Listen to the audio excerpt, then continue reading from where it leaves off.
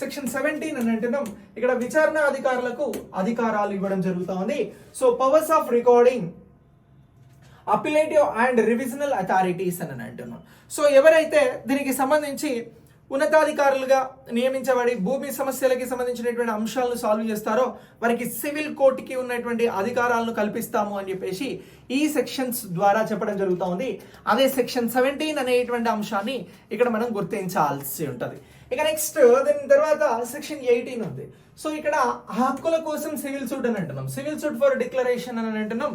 So ఈ section 18 కి సంబంధించి ఏం చేయబోతా ఉన్నారు అని అంటే ఇక్కడ 1963 ప్రకారం సివిల్ సూట్ దాఖలు చేసుకునేటువంటి అవకాశాన్ని కల్పించడం జరుగుతోంది.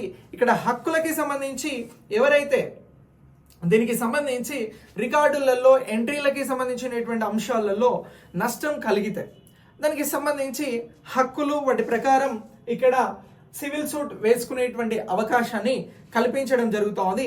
దీనికి సంబంధించి సెక్షన్ 18ని గుర్తించాలి.